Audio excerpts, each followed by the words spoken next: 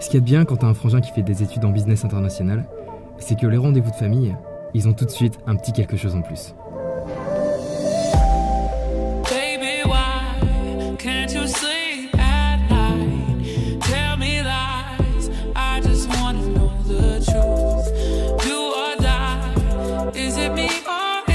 Salut les gars, bienvenue pour une nouvelle vidéo, enfin un nouveau vlog en Asie du Sud-Est. Ça fait un an que j'étais pas revenu ici et je me trouve à Kuala Lumpur et je suis ici pour découvrir 3 villes incroyables dont une que je connais très bien maintenant.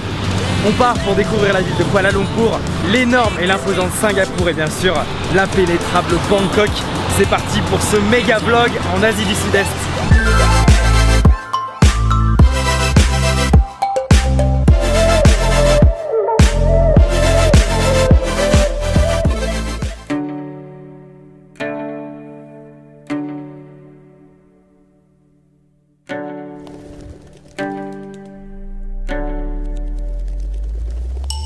Première visite ici à Kuala Lumpur, je me trouve juste devant Batu Caves qui n'est pas tout près du centre, il faut un peu s'éloigner pour arriver à cet endroit. C'est cette énorme statue, ces marches et cette grotte qu'on voit juste derrière moi.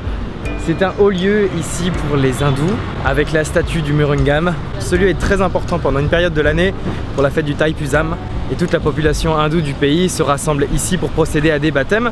D'ailleurs les enfants sont super reconnaissables parce qu'ils ont le crâne rasé et ils sont badigeonnés de peinture jaune.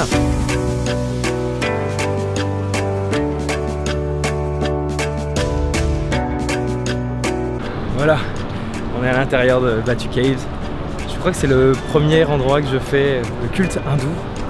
Et là, tout le temple est à l'intérieur d'une grotte. On est sous les stalactites. C'est impressionnant.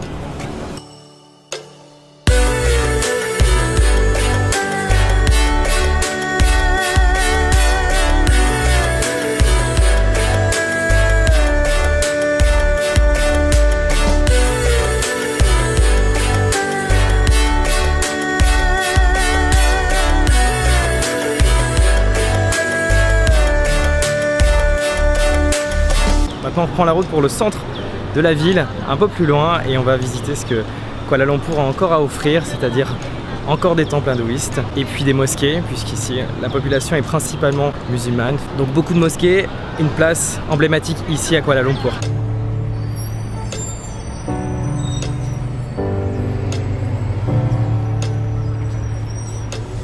Voilà, on est en plein centre de Kuala Lumpur, ville de 2 millions d'habitants. C'est la première des villes que je ferai avec Singapour et puis Bangkok, en tout cas dans ce format vlog pour vraiment découvrir à fond ces 3 villes, dont Bangkok que j'adore. On se situe en plein cœur de cette mégalopole sur la place principale et on va aller visiter bien sûr Little India, premier quartier indien que je fais et que je n'ai jamais découvert un quartier indien, et puis bien sûr Chinatown. C'est parti.